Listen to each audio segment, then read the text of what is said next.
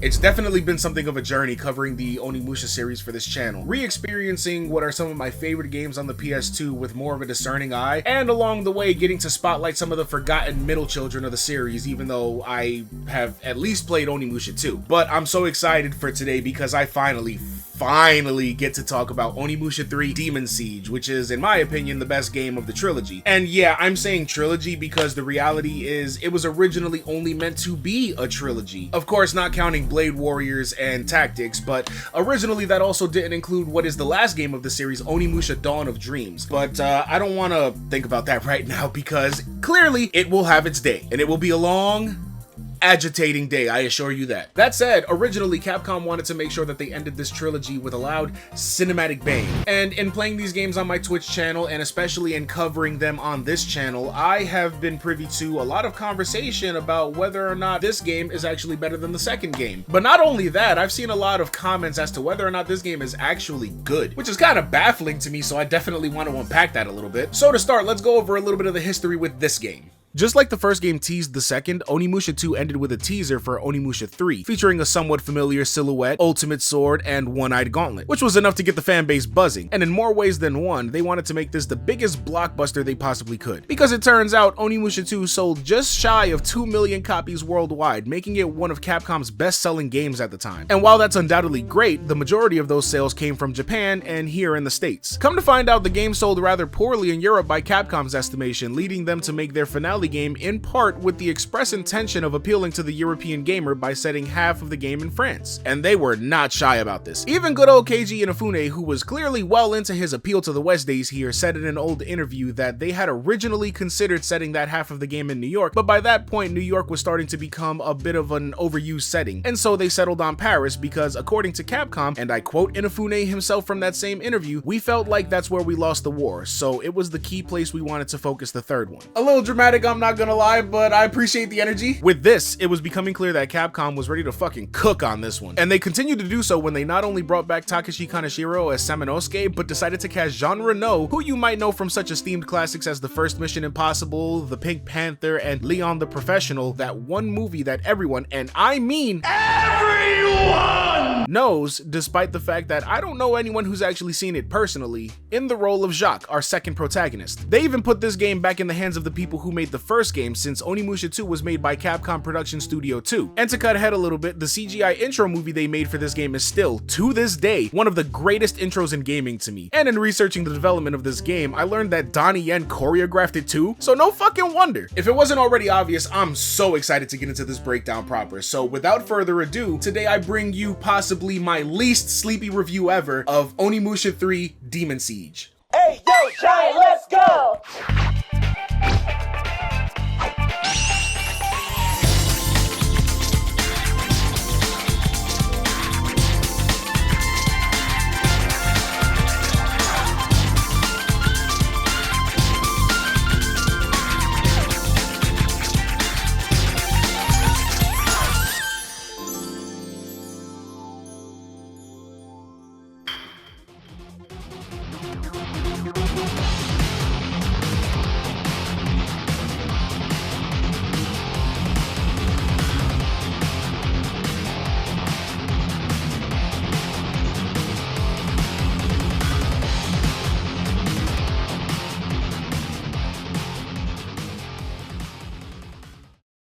Okay, so I'm gonna go ahead and pretend for a minute that I didn't play Blade Warriors for the first time last month and go ahead and explain how kiddie me felt watching this game's opening movie, because after all this years, this is still peak fiction to me. It starts with a text crawl saying it's been 9 years since the end of Onimusha 2, Nobunaga's back and ready to start an invasion with a big-ass Genma tank on the way to him, when we zoom in and see this guy sneaking onto it, but immediately getting caught. A fight breaks out, and right here, wait, is that? Oh my god, I think it's him! Oh my gosh, he's going in! It's Samanosuke! He starts flexing on these guards so hard that they immediately get subbed out for this dude that just gets birthed into the room, and Samanosuke just goes, "Kalegato." And then he goes, "We meet again, Samanosuke." So this is where young me and current me kind of blended and overlapped a little bit, because kiddie me back in the day was like, who the fuck is this guy? And then current me prior to playing Blade Warriors was still like, again, who the fuck is this guy? Turns out this guy is named Gargant. Wait, so why does Samanosuke say it like Galanganto? Is this like a translation thing? Matter of fact, I'm internet savvy now. How does he say it in Japanese? ガーガント Okay, you know what? I see what happened. I'll let it slide. Anyway, turns out Gargant is a character from Blade Warriors, and he's an Oni warrior who defected to the Genma side and became Nobunaga's right-hand man. It took me one sentence to get that out, but they don't give you this courtesy in this game, owing to my problem with clunky, unnatural, or straight-up missing context from the series as a whole. Also, Gargant is playable in Blade Warriors, but he's only unlockable by having a save file from Onimusha 3 when you turn on the game, meaning that if you coincidentally played Blade Warriors before this, which I don't know anybody who personally did that, you then had to go boot that game up after playing this to unlock him, and then play his story to figure out who this guy actually is. Welcome to my TED Talk about why Gargant is such a stupid character. Anyway, tangent over, back to the duel. Gargant quickly gets the upper hand, but Samanosuke manages to get an advantageous position, cutting the brainstem of the Genma tank, and then he hits the exit. Oh my god, he's so goddamn cool!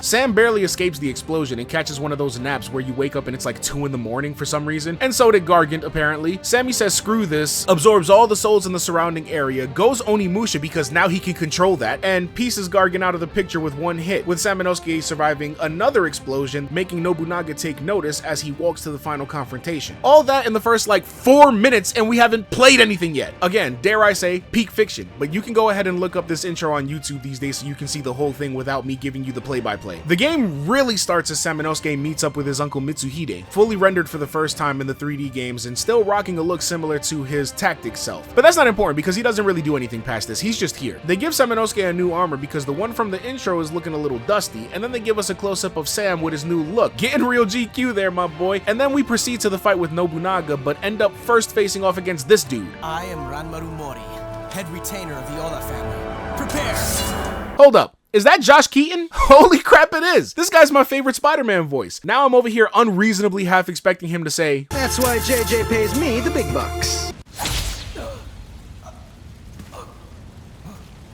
well shit, never mind. He faces off with Nobunaga and immediately gets put on the back foot. And just as I'm thinking, Samanosuke, you're 1 for 3 in these fights so far, I'm gonna need you to lock the fuck in. This portal looking thing shows up and Nobunaga backs out of it while letting it swallow up Samanosuke. Have you ever been swallowed up? Now, about here is where I want to introduce Jacques, our second pro tag. Even though he has the first scene in the game, I feel like it fits better here for my breakdown. He's a soldier in modern day France with a penchant for sewer watercolored trench coats, or as modern as it can be seeing as it's 2004 and he has a Nokia phone, but that's besides the point. He's getting ready to start his day and he calls his son Henri for a quick chat, but the radio goes off sounding pretty serious, so he heads out, and the very next scene shows Paris getting fucking obliterated by the Genma, who somehow made it to 2004 Paris, and they are just disrespecting the French here. So this is how you guys wanted to appeal to the French, huh? By showing them that they would get packed up in a heartbeat if they got invaded? Kind of crazy, not gonna lie. Jacques shows up in the nick of time to save one of his cop slash soldier slash whatever buddies that just got injured and tries to fight them off. And at that moment, some lights go off in a nearby alley, which turns out to be the portal that snatched up Samanosuke a couple of minutes ago, and it drops him in the alley, Terminator style. When he wakes up, he realizes that he got Metroided and lost all of his power, but he still manages to save Jacques from getting put on a t-shirt by the Genma. Jacques tries to talk to Samanosuke, but then the game does that thing where they realize there's a bit of a language barrier here, and then Samanosuke just elects to ignore him and turns his back to him. And in this moment, a new portal opens up and snatches up Jacques. Have you ever been swallowed up? Sam picks up Jacques' phone, puzzled by what exactly he's looking at, and presses on. Not long after, he arrives at the Arc de Triomphe and unwittingly activates a shrine where he gets a new magic weapon, these twin light swords. But before he can go inside the actual Arc, he gets stopped by more soldiers, led by this woman who tries to question Sam, but again, language barrier. As this woman tries to talk to Samanosuke, the soldiers that came along with go inside the Arc, and it doesn't take long at all for you to hear them getting bodied in the background. So she rushes in just to get almost packed up too, for Sam to save her last second, just like he did the Jacques. He takes her back outside and goes to the top of the Arc where he finds the Genma scientist from Onimusha 1. Guildenstern. Quick side note, I've gone ahead and mentioned Guildenstern's name a couple of times throughout these videos, but this is the first time it's mentioned proper in the 3D games. So just like I mentioned in the Onimusha 2 video, this is one of those moments where they don't do context properly and shout the name out as if we knew it already. Or at least in this case, who the name applied to, because it was mentioned in some notes in the previous game. As I said in the Blade Warriors video, he's also not mentioned there, but features in all of the evil character stories. So if you didn't play Onimusha Tactics, where he was a character there as well, with his name shown for once, this is the first time he is definitively identified in the PS2 game. Back to the plot again, he exposits that they're 500 years in the future, which is possible because he created a time machine, but it seems to be unstable, implying that Samanosuke showing up was a coincidence. Then he says that he's here on orders from Nobunaga and decides to forego the rest of the villain monologue to sick a new robot Genma on Sam. After beating it, we catch up with Jacques, who got terminated back into feudal Japan. His buddy Philippe is there too and ends up dying in Jacques' arms, but not before talking a little shit, which honestly, I'd do that too if I was dying next to my best friend. Gotta keep the bros guessing. But then Jacques just leaves him there. Hey Jacques, at least take his equipment or something. You came from 2004. The butterfly effect just came out. Take some precautions, man. Shortly after this, he sees his son Henri in danger, and without an effective weapon, he gets brushed off by the big monster attacking him. At that moment, his arm glows and he's given an Oni gauntlet and an Oni whip, which he uses to make short work of the Genma. Afterwards, Henri is revealed to be an illusion before Jacques is greeted by an Oni spirit, much like Samanosuke originally was. The Oni spirit explains Jacques' predicament to him. He is 500 years in the past, 10 days before Samanosuke went to fight Nobunaga, and if he wants to go home, he needs to team up with Samanosuke to ensure Nobunaga's end. He then pulls this Tengu girl named Ako out of his ass, who comes pre-installed with Duolingo so that Jacques can understand everyone and sends them on their way. They quickly meet Samanosuke, complete with Onimusha 1 drips, so I will henceforth be referring to him as Classic Sam, and I will call future Sam Modern Sam, a la Sonic Generations. They team up and we learn that the place we're at is called Mount Hiei, and it's a Genma stronghold. So after scaling the mountain and searching along the way for clues to Nobunaga's whereabouts, we run into Ranmaru again, who hasn't been packed up by Samanosuke yet, and he tells us that Nobunaga is already aware of Mitsuhide's rebellion, which is another reused plot element from Onimusha Tactics, by the way, and he leaves to fight Marcellus. Considering how Jacques almost bit the big one 2 minutes ago, he mentions that he hopes his son is alright, and Ako just goes, okay, I'll check on him. Wait, what?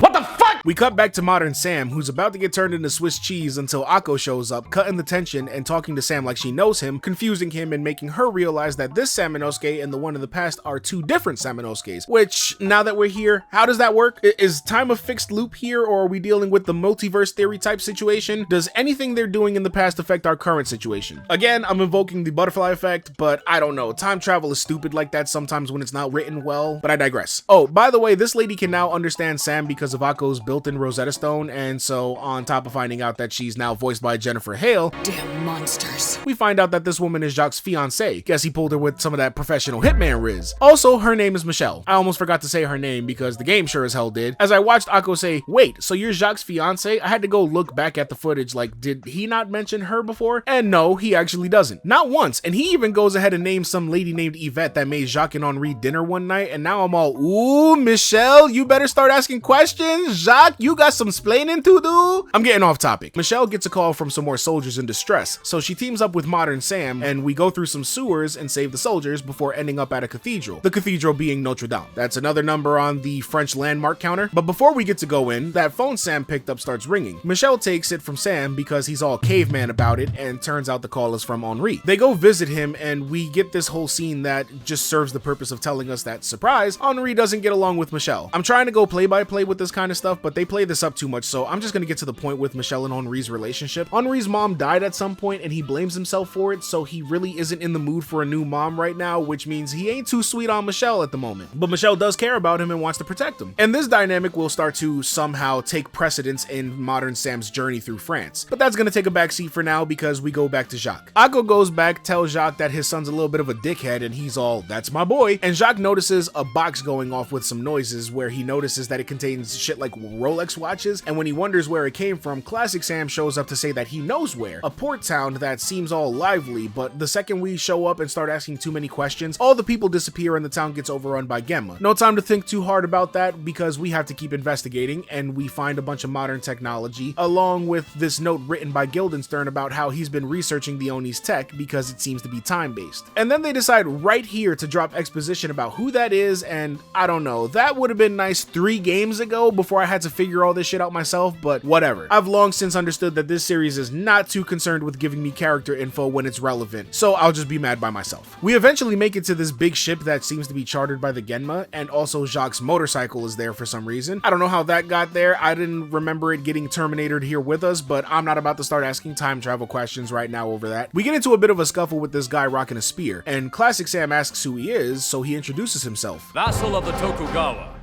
Tadakatsu Heiachiro Honda. And then Jacques proceeds to literally ask the same question a second time immediately after. Who the hell is he?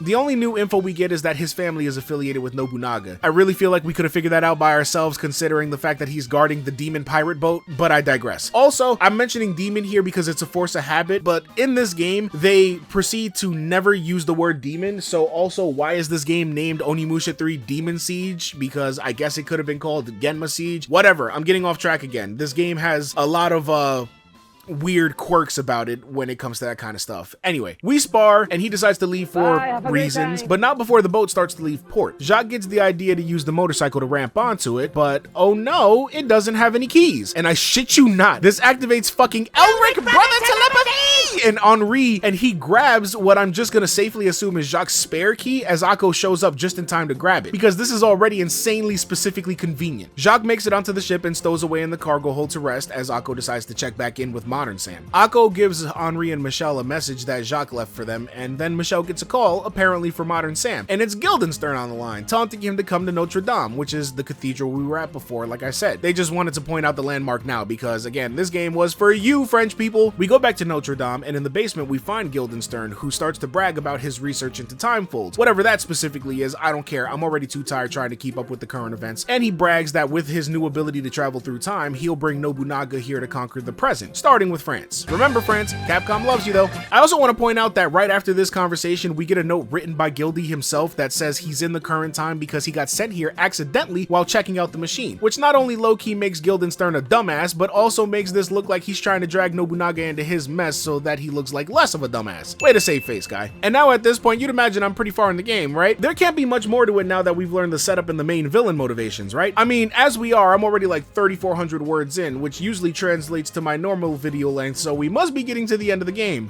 right? Not a chance. We're like 1/3 to halfway through the game. But for once, the game was so front-loaded that everything gets kind of straightforward from here, so I can start getting through the rest of the story pretty quickly, I think. That said, let me go ahead and try to shotgun this play-by-play. It shouldn't take too long, right?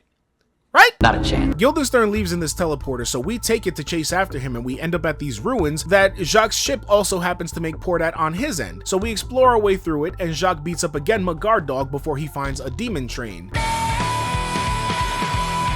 Meanwhile, Modern Sam finds out that Ranmaru was revived by Guildenstern and got Genmified in the future, so now we also have a classic and modern Ranmaru. And he captures Modern Sam. Neat. Back at the apartment, Henri gets main character syndrome for some reason and decides to run off to find Modern Sam because he's bored, leading to a section where we have to play as Michelle, who only has guns and sadly isn't as good as Magoichi. Fuck you, fight me. She finds out that Henri also got kidnapped, with the 2 hostages being taken to Bologna Zoo, got it. We go there, shoot up a bunch of demon silverback orangutans, learn about Henri's mom, but I already talked about that, and we find Modern Sam and Henri, but surprise, just as everything's about to be heartwarming, Gildy pops up and kidnaps them literally 2 seconds later.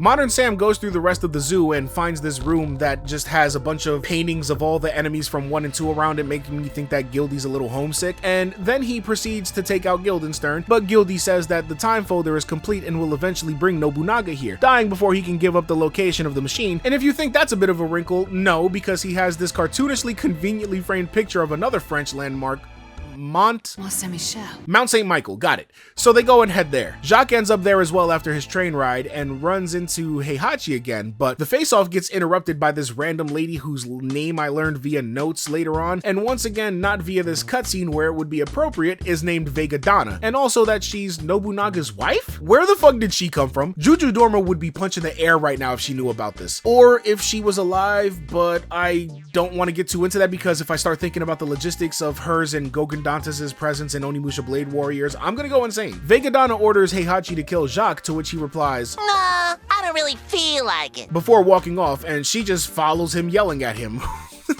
We explore this area with modern Sam and Jacques simultaneously, just as we did in the ruins, up until Jacques gets trapped in a room full of gas, kicking off another series patented insta-death puzzle section once Henri gets more Elric brother telepathy! And Michelle leads him to the chamber where they play telepathic time travel Simon Says. Now that Jacques saved, the modern day gang finds this machine in the middle of the whole building that shows modern Ranmaru on the screen, saying that the time folder is really at what's going to be modern Sam's final stop on this timey-wimey roller coaster, the Eiffel Tower. Yay! But uh-oh, the machine here is going to self-destruct, so now we have to escape Mont Saint-Michel, only to be stopped by this big rock in the courtyard turning into the Genma guard dog from earlier, who just shows up fully resurrected, which is... How did he get here? He died the first time in feudal Japan. We're a long way and a long while away from there right now. The logistics, once again, ain't right. The math ain't mathin', but no time for that. He knocks out Michelle, so modern Sam has to step in and get him up out of here, and we get this moment where Michelle wakes up after having a little death scare, and she's totally fine. So then Henri goes, okay, I've had enough close calls. My heart can't take it anymore. Tell Dad they need to tie the knot now. I'm ready for a new mom. Fuck it. And then they do that action movie thing where they narrowly avoid this big-ass explosion in Michelle's hoopty, which is just... Oh man. On the other side, Jacques runs into Vegadana just as she's about to take off in a Genma escape pod made out of a Japanese castle on top of a big Genma's head, so Jacques stows on board it. But before it lands, the landing gear kicks him out. The snow breaks his fall though, no big deal for a 10,000 foot drop. This is light work compared to Assassin's Creed. Classic Sam and Heihachi find him and bring him to a camp where they learn that Heihachi has decided to join up because he couldn't stomach Nobunaga's actions anymore, which is again a plotline concerning Sam's Uncle Mitsuhide from Tactics borrowed for this game. But more importantly, we're in this place called Lake Biwa where there is said to be an item called the Oni Army Orb, said to contain the souls of the Oni imprisoned by the Genma. So we are now on the search for it, with Heihachi going ahead to play double agent to see if he can expedite our process. Yeah, hi, question? Why didn't we have this on Samanosuke's first attempt to fight Nobunaga? This man took out an army of Genma in a big-ass monster tank thing all by himself, and now you're telling me that there's an army of Onimusha locked, loaded, and ready to deploy at a moment's notice? Why weren't we funding this sooner? Stop asking so many fucking questions. Okay, fine, whatever. We get the orb, defeat the Genma army, infiltrate the Genma castle with Heihachi's help before he disappears chasing Ranmaru, and then we kill Vegadana. And unfortunately after that, we find Heihachi after the battle in his final moments, beaten to death because Ranmaru did what Vegadana probably should have did the first time he disobeyed her, so you know, rip Heihachi, and at this juncture, we're ready for both final battles. Modern Sam makes it to the Eiffel Tower, meets Ranmaru at the top, and takes him out. But oh no, the time folder was activated last minute, so Modern Sam sends Akko to urge Jacques to wrap things up. Jacques and Classic Sam end up at the scene where the game originally started, ready to sack Hanoji Temple, with Jacques getting revenge for Heihachi by wrecking Ranmaru's shit and finally taking on Nobunaga. He knocks out Classic Sam during the fight, leaving Jacques to call ISO on Nobunaga, and he beats him. They start to celebrate as the timefold starts to send Jacques back, but just when it's looking good, Nobunaga wakes up like the Undertaker and thirsts Classic Sam. See, that's why these guys should have played the other games, because we all know by now that Nobunaga never dies the first time. Rip Classic Sam. Jacques finally ends up home and is greeted by the crew before he actually meets Modern Sam for real and offers to go help beat Nobunaga. But Modern Sam, or I guess the only Sam now, tells him no, and then he says farewell to everyone as he gets sent back to feudal Japan. And because we can't have nice things around here, just when everything seems to end peacefully, Modern Ranmaru pops up and specifically says, fuck this kid. Jacques proceeds to finish off Ranmaru a second time, a little more disrespectfully I might add, and begins to mourn his son when his gauntlet glows and I guess fuses with Henri, the last of Jacques' Oni power healing and reviving the boy. And with a last word of thanks, we leave Jacques to his happy ending with his newly crystallized family. Back in feudal Japan, Samanosuke pulls up one last time on Nobunaga, but just then he sees his past self on the floor. He walks up and the two gauntlets activate, fusing the past and present Samanosuke to become... what do we even call this? Like, Super Onimusha?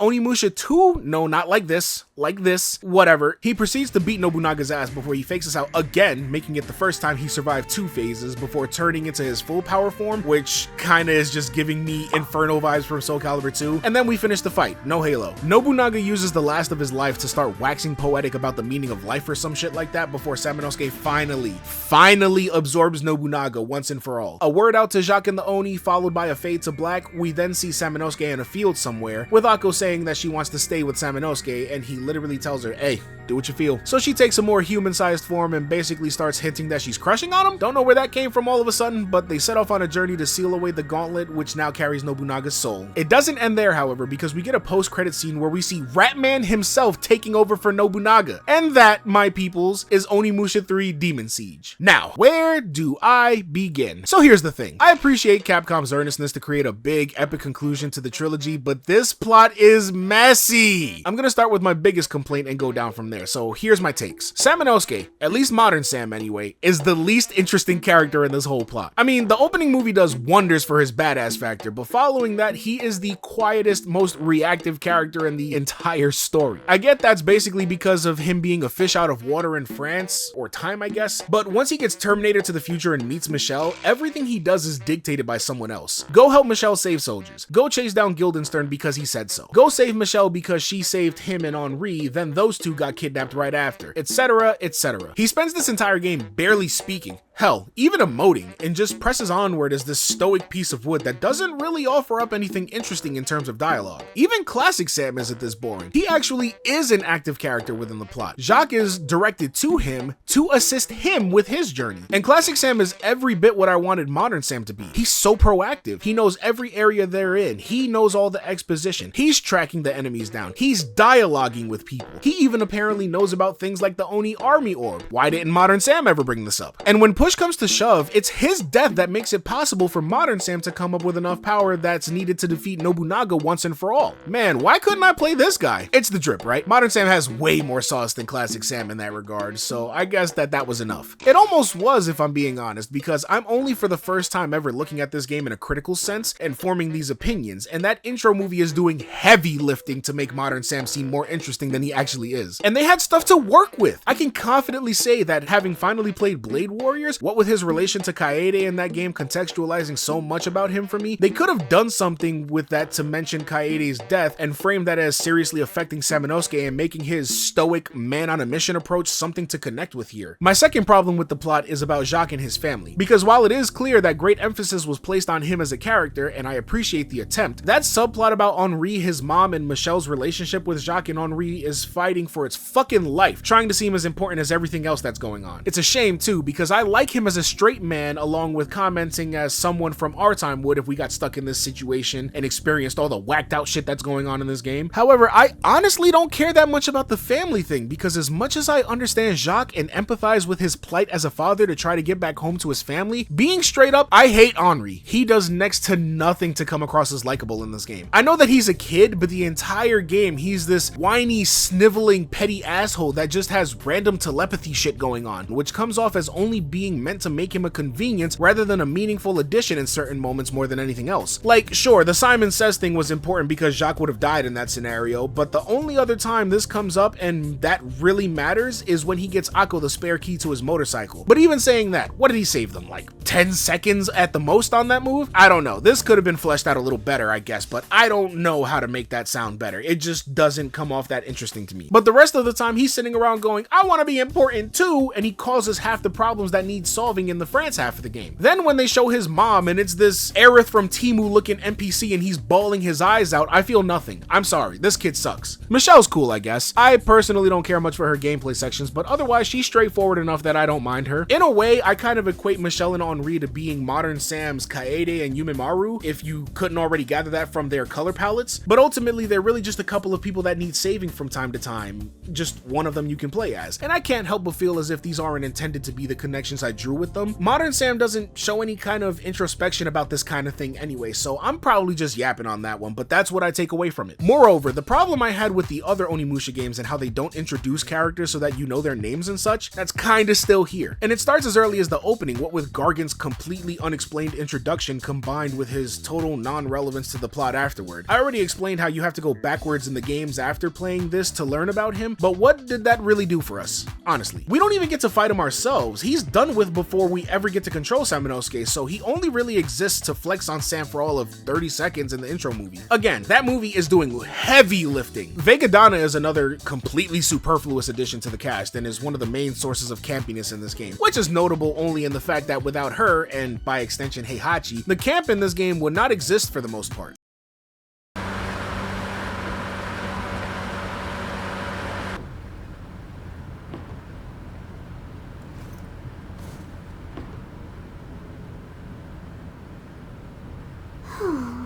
But I'll say that it's worth it in my opinion, because I like Heihachi. So did Capcom apparently, because beating the game unlocks a short story scenario where you play as him, but it's nothing substantial. Rip to him though. While I'm mentioning that though, there's also alt fits unlocked by beating the game. I did mention the alt fit you unlock in Onimusha 1, where you get that panda suit for Sam and the sexy demon fit for Kaede. I completely forgot to mention it in the Onimusha 2 video, but you get a tuxedo for Jubei, which is cool as hell. Again, having drip was Jubei's biggest bullet point as a character. For Sam in this game though, we get the panda suit again if you have a Blade Warriors file, a cowboy fit, which I don't know how French this is, but anyway, and then Jacques gets a more Japanese outfit and Michelle gets a towel. Ah, I see. This was Capcom's real strategy to appeal to the French. That and the low-rise jeans. I don't know if this is a reference to something, but I'm not gonna spend any time on it. This video is already going on long enough. Ultimately, there's a lot of things that seem completely glossed over in service of this B-movie mile-a-minute plot progression that honestly knocks it down a little in my estimation, but only a little, because what hasn't changed for me is that this is still my favorite game to play of the series. Everything I love about this game and the previous ones is in full effect. The combat is still weighty, and I can still hit my little wave dashes when locked onto enemies. The Isen is still my favorite counter in any game ever.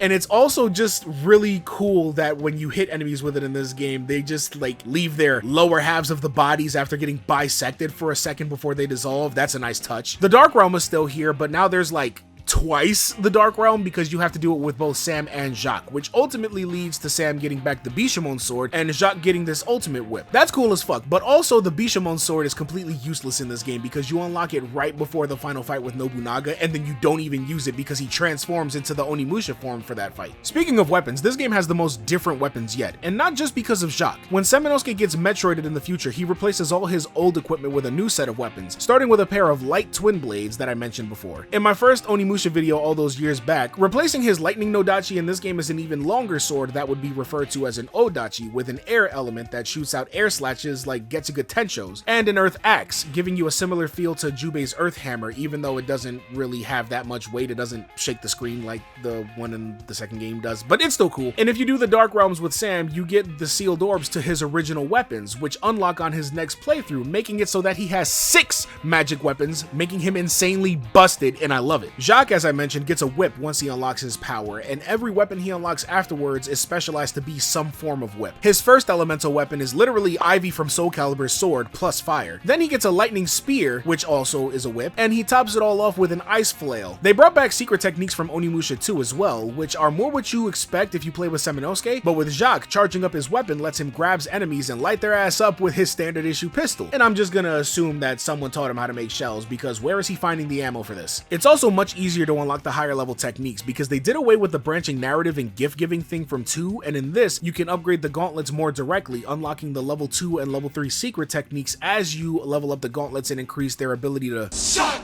Both characters also share access to Akko, who can cross gaps to open some unreachable chests, and she gets a variety of vests that give an assortment of buffs like more red souls or a passive heal when you stand still or showing enemy health bars, stuff like that. They also changed the fundamental use of the purple orbs in this game, which addresses my main complaint from Onimusha 2, because now you can stock them, and that gives you full control over when you actually get to transform, making it way more useful. And also, if you have 5 orbs and you happen to die, you get revived by transforming into the Onimusha form, so that is a little bit more convenient than having the revival talismans, which is why they made them more rare in this game. I think you only get 1 or 2 of these per character in the entire playthrough. I like a lot of the puzzles in this too, and there's a neat gimmick in the midsection of the game where when Sam and Jacques are in the same area, you can switch between them at these portals that allow Akko to transfer items between the two. Some of this stuff makes sense too in a time travel sense, where Jacques plants a seed in one area that later on Sam can climb because it became a big overgrown vine in the future. There are some keys that also get swapped between timelines, which is funny to think about when you send a key item to Jacques so that he can open doors that also open for Sam, meaning that nobody in 500 years ever thought to close the damn door. But hey, a win is a win. I kind of turned my brain off to the logistics of the time travel ramifications a long time ago because they clearly stopped giving a shit about that very early on. But that kind of thing makes it take longer on a first first playthrough when you're not sure where to go and have to keep switching to see who has what. That comes with a lot of load time depending on the frequency and all that, but it comes and goes, so it's not too intrusive. Otherwise, the timeline switching is pretty straightforward. It only really switches at certain intervals in the story, aside from these parts where you hit the portals, so you get equal time with both protags. I appreciate the presentation of this game too. They ditched the pre-rendered backgrounds in favor of fully 3D environments with camera work that swoops and pans to show off nicely detailed environments that still look pretty good to this day, honestly. Except for the sewer sections. Like, I don't care how good the graphics are, there's no game that makes sewer levels appealing to me. All the newer animations are nice too. There's plenty of varied enemy designs, and especially between the timelines. And all the effects work is nice too. It adds to the atmosphere as well as the feel of the controls, because you still have all the other combat controls that I mentioned, but a big thing here is that they added full analog control while also keeping the tank controls as a simultaneous control option, so you can play this game as classically as you want to in that regard. It all looks great, feels great, and it sounds great too because of the stellar soundtrack and the much improved voice acting. This was right around the time where Capcom got out of that awkward phase of their game dubs, so the performances are strong all around the board. I love this cast for the most part. I don't really have any notes, like you can just hear the game all throughout. Henri is probably the only annoying character in this dub to me, aside from maybe Akko, because she's kind of sounding a little too anime for my liking, but whatever. But like I said, the game has a really stellar soundtrack too, where it has this really epic orchestral Japanese music going on to sell the big action moments. Like when this game starts and you hear that first battle theme, I think in this game that kind of serves as Samanosuke's leitmotif, where there's a lot of different versions of it where it just has this serene flute playing throughout a lot of the epicness that lends really well to when they have slower moments and you hear a more subdued version of the theme. It just kind of sells this whole feeling of Samanosuke being so experienced but so tranquil throughout a lot of the drama that's going on. You know what I mean? I also want to give a shout out to whoever composed the Dark Realm theme in this game, because that shit sounds like a Toonami promo and I'm all about that, so thank you for that.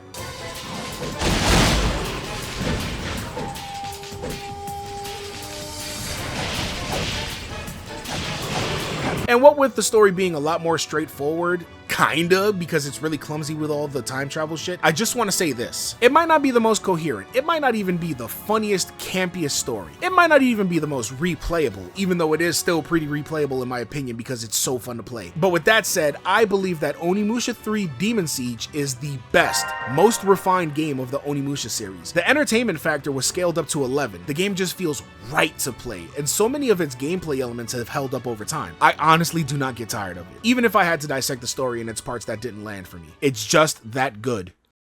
However, much like I said in the beginning, there's still a lot of debate when it comes to that, so I want to ask you, how do you feel about Onimusha 3 and where do you think it places in the series? Be sure to let me know in the comments, because I do read and reply to pretty much all of them when I can. And with that said, thanks for watching. This has been a video I've waited years to make, and I'm so happy that I did. So if you enjoyed it, be sure to leave a like and maybe subscribe so you can see what comes next. Lastly, I want to shout out my patrons. So thank you for the support, and if you want to be somebody who helps support the works on this channel, be sure to join the One Sleepy Giant Patreon and the Sleepy City crew. All are welcome. I completely understand if you can't support me there. I know that that's not a viable thing for everyone, so interacting with me here still puts a smile on my tired face. But that's all for today. My name is Hector and I'm One Sleepy Giant. I had so much fun today, but I know you guys are already saying, "But Sleepy, how can you say Onimusha 3 is the best when there's one more game before you can have that opinion?" And I'm well aware. So next time, we're taking a look at Onimusha Dawn of Dreams. And I'm gonna need a prayer or something because the thought of having to play this game is just...